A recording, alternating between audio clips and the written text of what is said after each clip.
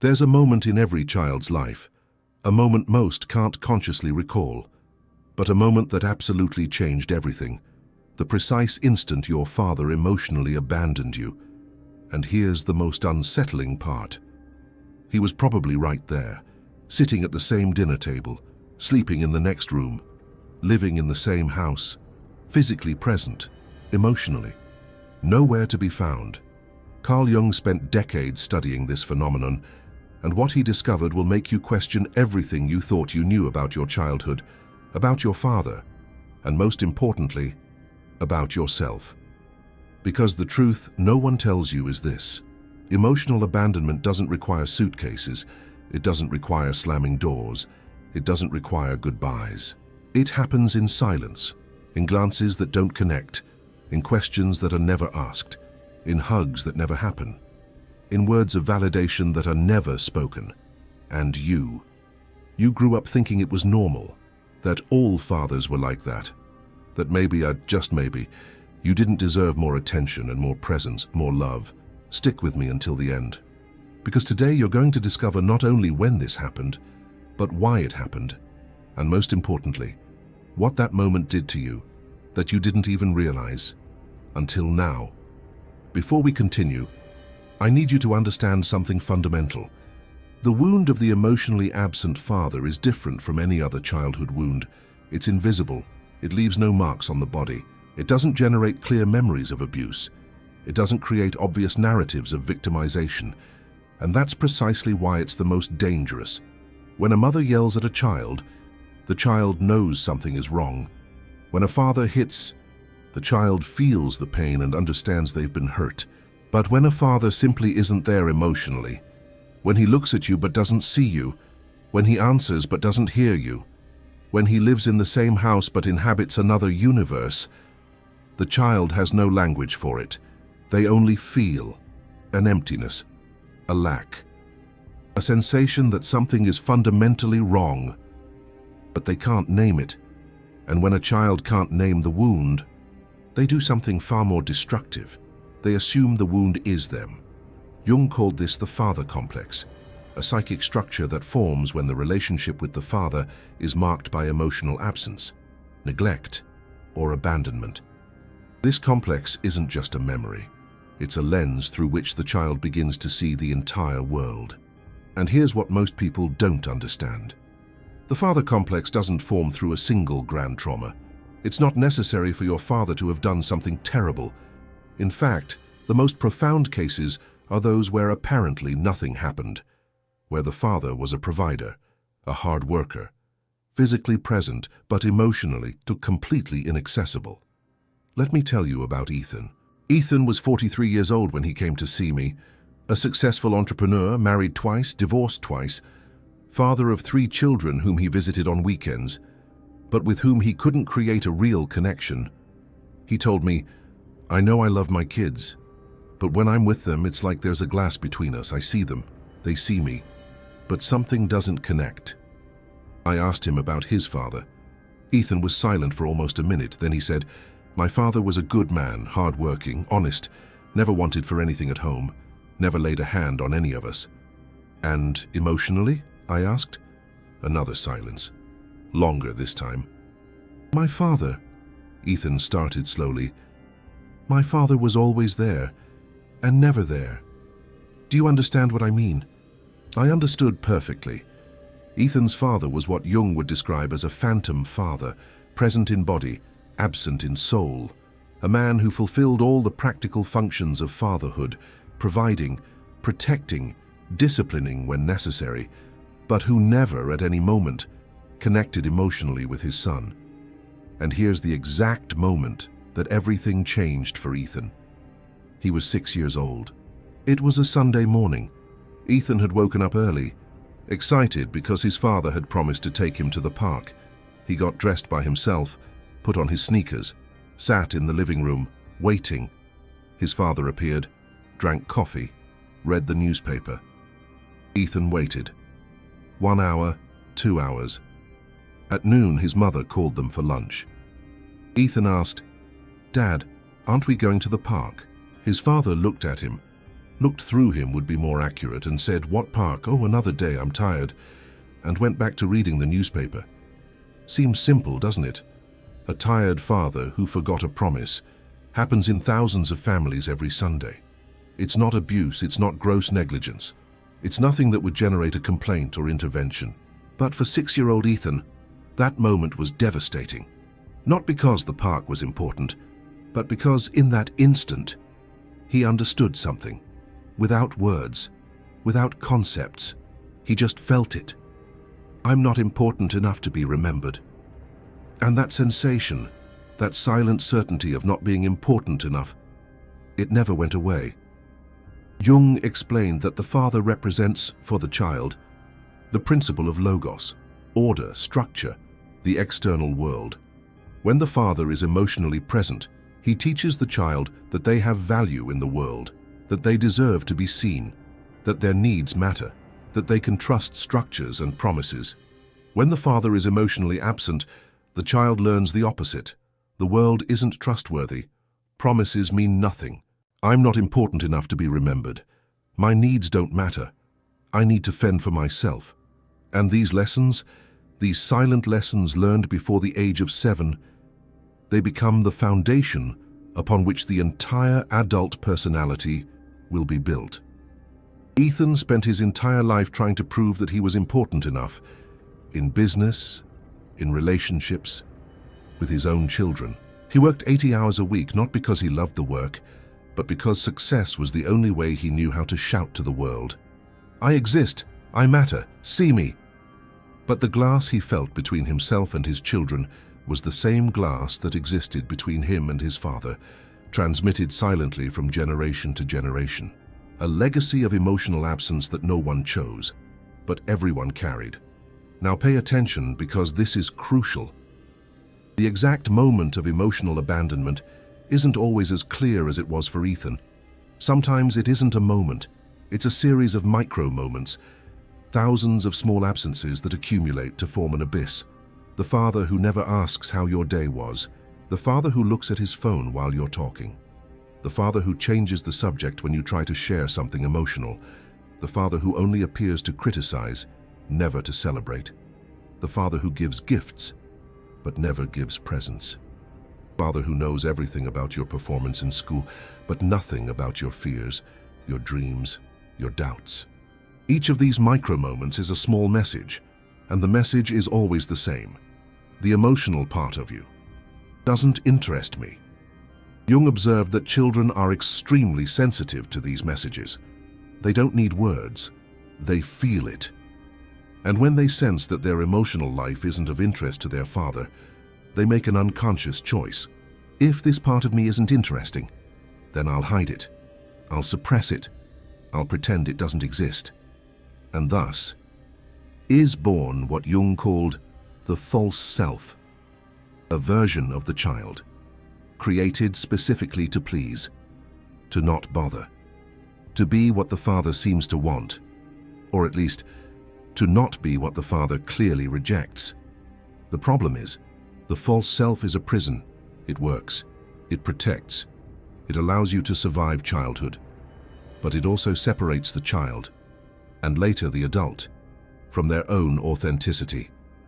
The true self gets locked away in some dark corner of the psyche, starving for validation, desperate to be seen, but too afraid to appear. I met a woman named Olivia, 38 years old, a lawyer, seemingly had it all. Brilliant career, own apartment, stable relationship. But she came to me because she couldn't feel joy, couldn't feel much of anything. Really. I asked about her father. She said, "My father was the best father in the world, gave us everything, worked his whole life without complaining. We never lacked anything. And could you tell him what you were feeling?" I asked. Olivia looked at me as if I had asked the strangest question in the world. Tell him what I was feeling? To my father? Why would I do that? That question of hers, why would I do that, revealed everything. For Olivia, it was unthinkable to share emotions with her father. Not because he forbade it, not because she was afraid, but because it simply was never an option, never happened. It was like asking why she didn't fly. People don't fly. Daughters don't share emotions with fathers. That's just how the world worked. But the price of this normality was extremely high. Olivia had learned so well to hide her emotions from her father that now she couldn't even find them for herself. The false self had taken over so completely that the true self was in a coma, still alive, still there, but inaccessible. She lived a life that looked perfect on the outside and completely empty on the inside. And here is what Jung teaches us about this. The father isn't just a person. The father is an archetype, a primordial image that exists in all cultures, in all times. The father archetype represents authority, protection, order, connection to the external world, validation of individual worth. When the real father fails to embody this archetype in a healthy way, the child doesn't just lose a father. They lose access to the entire archetype. They grow up with a hole where there should be a solid structure, and this hole manifests in very specific ways in adult life. Men who had emotionally absent fathers frequently struggle with authority. They either rebel against any authority figure, or they submit completely, or they alternate between the two extremes. Unable to find balance, women who had emotionally absent fathers frequently struggle with romantic relationships. They seek in their partners the validation they never received from their father, and end up either choosing equally unavailable men, repeating the pattern, or suffocating available partners with a need for validation that no human being can supply. Both, men and women, carry a void they can't name, a hunger they don't know how to feed, a wound they don't know exists, and this wound controls their lives.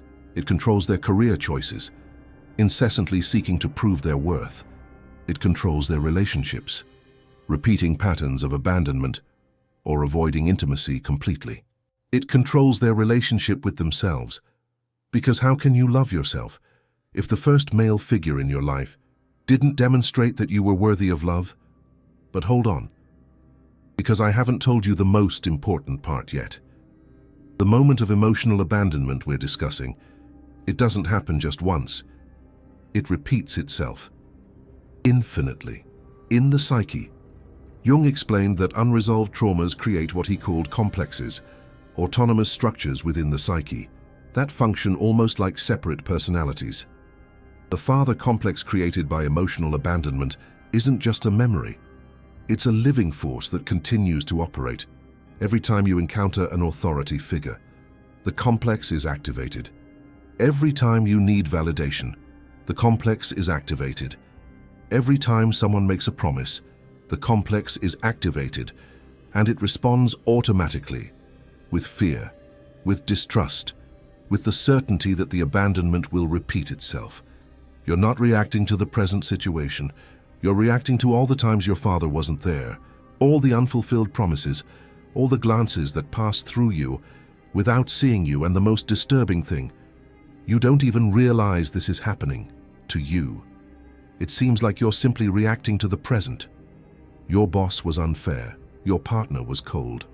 Your friend was negligent, but in reality, the father complex is coloring everything, distorting everything, making you feel abandonments that maybe aren't even happening, or making you accept real abandonments because deep down, you believe you don't deserve better. That's the legacy of the emotionally absent father. An invisible prison built in childhood that continues to determine your reactions 40 years later. But now comes the crucial question. What if you don't remember? What if you can't identify the exact moment? What if your childhood seems just normal? Nothing special, nothing traumatic, just a father who was a father. Here's what I've learned after years of studying Jung and working with these wounds. You don't need to remember the moment to feel the effects. The body remembers. The psyche remembers. Your relationship patterns remember. Your automatic reactions remember. Even if your conscious mind has blocked or normalized the experience, the effects are there. hidden, operating in the background, and there are signs. Clear signs that the wound of the emotionally absent father is active in you. You have difficulty asking for help. You learn that your needs don't matter, so why would you ask? You have difficulty trusting, especially authority figures, or men, if you're a woman. You have a void that nothing fills. Success doesn't fill it. Relationships don't fill it. Money doesn't fill it. Because what's missing isn't something external. It's an internal validation. That was never installed. You feel like an imposter. No matter how much success you've achieved, deep down, you expect to be discovered, to be unmasked as someone who doesn't actually deserve to be where they are. Because if your own father didn't see you as worthy of emotional attention, who are you to deserve recognition? You find yourself in relationships that begin intensely, only to end in abandonment. And usually, you're the one being abandoned. Or maybe you abandoned first to avoid being left behind. Or perhaps, you consistently choose emotionally unavailable people, guaranteeing abandonment from the start, repeating, always repeating the original pattern. You struggle to celebrate your accomplishments. Something inside you always diminishes them, always finding the next goal. Never stopping to truly feel. You finish winning. But you never pause to commemorate it. Because celebrating would mean admitting you've done something important, and you don't believe you're capable of doing anything truly important. And there's another sign, perhaps the most painful of all. You struggle to be emotionally present with your own children. The cycle repeats. Not because you're a bad person, not because you don't love your kids, but because you never learned how. No one taught you, no one showed you. You're trying to give something you never received. And doing that is like trying to speak a language you've never even heard. This is the generational transmission of trauma that Carl Jung studied so extensively. The unhealed wound passes from father to son, from generation to generation, each one repeating the pattern, each one believing they're doing things differently, but trapped in the same unconscious dynamic. But wait, there's something even deeper I need to tell you. Jung discovered that the father isn't just the biological father. He also represents the child's connection to the external world, to reality itself, to the ability to act in the world and trust that your actions will have results. When the father is emotionally absent, the child loses more than a father. They lose confidence in their own ability to exist in the world. Let me explain this more clearly. The maternal archetype represents the inner world, the unconscious, feelings, intuition. The paternal archetype represents the external world, consciousness-based reason, action. The two together form a complete human being, capable of navigating both the inner and outer worlds. When the father fails, the child is left with only one leg to stand on. They may even have a rich inner world if the mother was emotionally present, but they limp through the external world.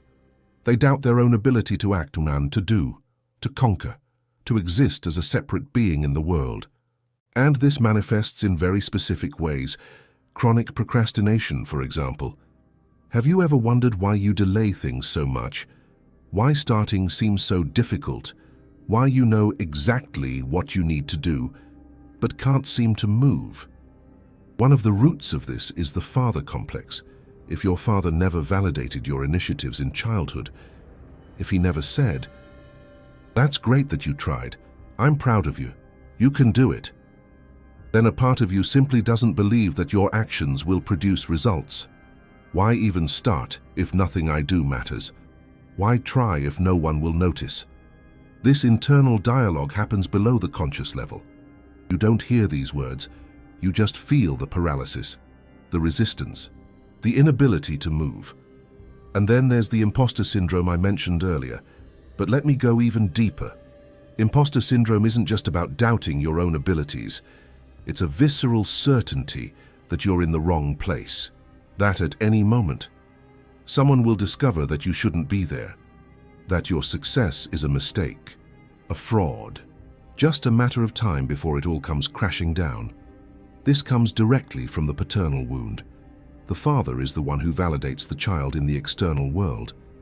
If he doesn't do that, the child never internalizes the feeling that they deserve to be where they are. They can conquer the entire world, but deep down, they'll always feel like they're trespassing. You're like invading a place that isn't theirs. I knew a doctor, 52 years old, head of the department at a major hospital, a reference in his specialty, international publications, students who idolized him, and every night before he went to sleep, he had the same thought. Tomorrow, they're going to find out. Find out what? I asked. He couldn't answer. He just knew that the feeling was there, every night, for 30 years. The feeling that he didn't deserve to be where he was. That everything was going to collapse. That he was a fraud. This doctor's father was a successful man too. An engineer, respected, and completely incapable of expressing pride in his son. The doctor told me, when I got into medical school, as my father said, let's see if you can handle it. When I graduated, he said, now comes the hard part. When I was hired by the hospital, he said, don't get comfortable. It might not last. When I became head of the department, he said, politics, huh? It's never just about merit. 30 years of achievements, and not once. Not a single time did the father say, I'm proud of you. And the child inside that doctor, the 5-year-old child who one day showed a drawing to his father and received a, that's nice, go back to playing. That child was still waiting, still trying to prove himself, still thinking that the next title, the next publication, the next recognition would finally make his father look at him with pride. But that look never came, and the wound never healed. Jung said that what doesn't become conscious manifests in our lives as destiny. The unrecognized father complex becomes the invisible architect of our choices, of our relationships, of our successes and failures. You aren't choosing freely, you're being chosen by the wound. Now I need to talk about something that few people address: the anger. Many people who had emotionally absent fathers carry a profound anger, an anger that sometimes doesn't even feel like anger. It feels like depression. It feels like apathy. It feels like this sensation that nothing matters. Jung explained that anger, when it cannot be expressed, turns inward. It becomes self-destructive. If you couldn't be angry at your father because he didn't do anything wrong, because he was a good father on paper, because how can you be angry at someone who worked so hard to give you everything? Then the anger had nowhere to go, and it went inward. It became the voice that criticizes you. It became the certainty that you're not good enough. It became the depression that you don't understand where it comes from. It became the self-sabotage that destroys your achievements. Anger doesn't disappear just because you can't express it. It finds other pathways, and one of the most common forms is the repetition of the pattern.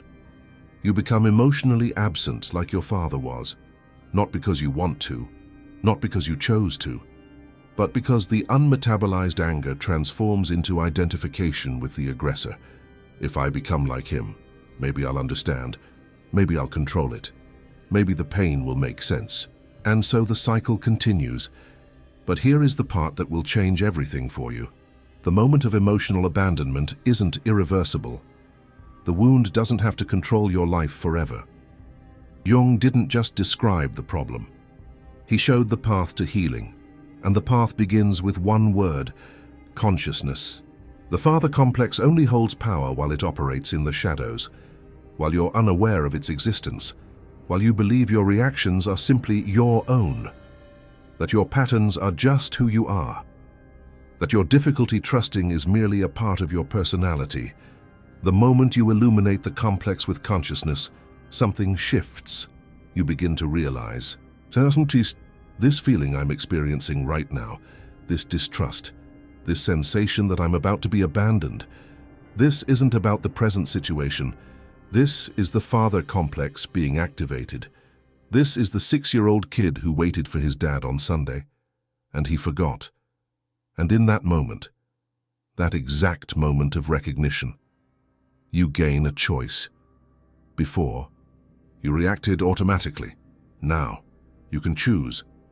You can say, I see you, wounded child. I know you're scared, but the present isn't the past. This person in front of me isn't my father. I can take a risk. I can trust. I can try something different. This is what Carl Jung called integration of the complex. You don't eliminate the wound. You don't erase the memory. You bring everything into consciousness, and with that, you gain freedom of choice. But consciousness alone isn't enough. The second step is what Jung called reparenting yourself. This means giving yourself what your father didn't: the validation, the recognition, the emotional presence. And it seems strange at first. How can I be my own father?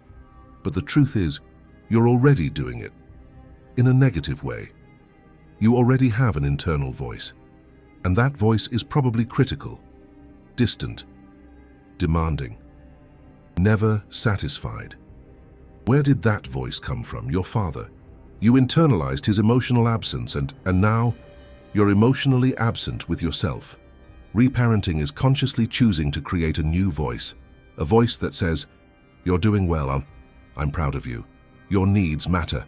You deserve to be seen. It sounds simple, but when you try it, you'll realize how difficult it is. Because your father complex will resist. It'll say that this is nonsense. It'll say that you're being weak. It'll say everything that your real father said, or failed to say. And it's exactly there that healing happens. In the confrontation between the old voice and the new voice. In the moment you choose the new voice, even if the old one shouts louder. Now pay very close attention. You've just received information that could take years of therapy to uncover. Information that I unearthed from decades of Jung's work, from real cases, from patterns that repeat in thousands of people. This content exists because someone believes that this truth needs to be known. That children who grew up with ghost fathers deserve to understand what happened to them. That adults trapped in patterns they didn't choose deserve a chance to break free. That super thanks button down there, the one with the golden heart, it's not just financial support, it's you saying, this truth about emotional abandonment needs to continue being revealed. It's you joining a movement of people who are breaking generational cycles, who are illuminating family shadows, who are choosing consciousness instead of repetition. When you click that heart, you're not just supporting a channel. You're voting for a world where children are seen, where fathers learn to be present, where the wound stops being transmitted. But let's continue, because the most important part is still missing, the third step of healing, and probably the most difficult. You need to grieve. Grieve for what? You might ask, my father is still alive, or even if he isn't. Nothing terrible happened. What do I have to grieve? You need to grieve for the father you didn't have. There's a fantasy that every child carries, the fantasy of the perfect father, the father who would be present, who would notice your feelings, who would celebrate your achievements, who would be there when you needed him, who would say the right words at the right times. That father exists in your psyche, as an image, a hope, a demand, and as long as that fantasy exists, you'll keep trying to transform it into reality. You'll keep trying to make your real father become the ideal father, or you'll keep trying to find the ideal father in bosses, in partners, in mentors, in any male authority figure. And you'll keep being disappointed, because the ideal father doesn't exist. Neither the real one, nor any substitute, will fill that place. Grief is accepting that, letting the fantasy die, crying for what never was and never will be. Feeling the complete pain of loss and of lack, of emptiness. This is painful, profoundly painful, but it's liberating. Because when you stop seeking the ideal father outside, you can start building him inside, not as a fantasy, but as an internal reality, as a psychic structure that you yourself create through consciousness, through reparenting. Through the daily choice to be for yourself what no one else was. Let me tell you the end of Ethan's story. That businessman from the beginning, who felt a glass wall between him and his children. Ethan spent 2 years working on these issues, recognizing the father complex, grieving the father he didn't have, learning to validate himself internally. And one day, one Sunday morning, his youngest son appeared in the living room dressed and ready to go. Ethan had promised to take him to a baseball game. For a moment, for a single moment, Ethan felt the temptation to say, "Another day. I'm tired." But he recognized, this is the pattern. This is my father speaking through me. This is the cycle trying to repeat itself. And he chose differently. He got up, looked into his son's eyes, and said, "Let's go. I'm excited to go with you." His son smiled. A smile that Ethan said he'll never forget. Because in that smile, he saw something he had never received from his own father. Joy of being seen. Happiness of being remembered. Certainty of being important enough. And in that moment, in that simple moment on a Sunday morning, the cycle broke. Not because Ethan became a perfect father. He still fails, still makes mistakes, still sometimes disconnects. But now he notices, now he returns. Now he chooses presence over absence. And his children, they'll grow up with something he didn't have, the experience of a father who is there, not perfectly, not all the time, but in a real way, in a consistent way, in a way that matters. That's the hope that Jung offers us. The past cannot be changed. The exact moment of emotional abandonment happened. The wound was inflicted. The complex was formed. But the future is open. You can illuminate what was hidden. You can grieve what wasn't. You can reparent yourself with the validation that was missing. You can consciously choose to break the pattern. And if you have children, you can give them what you didn't have. Not because it's easy, not because you know how, but because you're willing to learn, to grow, to be different. I know this video has stirred up some deep things within you. I know because it does the same for me every time I talk about it. The wound of the absent father is universal. It cuts across cultures, social classes, and eras, and it needs to be named in order to be healed. Now, I want to hear from you. When was the moment you realized that your father wasn't truly present? It doesn't have to be some huge event. It could be a look, a phrase, an absence, a moment of forgetfulness. Write it down in the comments. Tell your story. Because when you name the wound, you start to pull it out of the darkness. And when you see that others have had similar experiences, you understand that you weren't alone, that it wasn't your fault, that the wound was real. According to Carl Jung, acknowledging this father complex is the first step to addressing it. Time. My father was there, but he never really saw me. Versus, my father strived to be present. Which one are you? Comment below. What I can promise you is this. You are not alone. Millions of people grew up with ghost fathers, fathers who were physically present, but emotionally somewhere else entirely, lost in their own shadows, and millions of people are choosing right now to break that cycle, to illuminate the shadows, to be different. As Carl Jung might say, they are choosing to integrate the shadow aspects of the father complex. You can be one of them. The child within you is still waiting, still sitting in that living room on Sunday morning, still wanting to go to the park.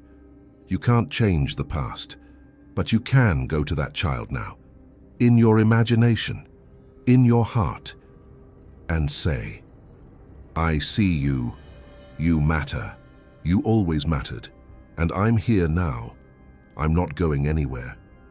That's reparenting. That's healing. That's the beginning of a new story. As Carl Jung would say, it is about internalizing the good father archetype.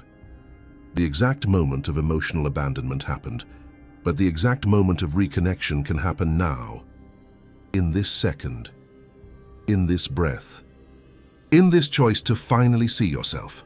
You are worthy of being seen, always were,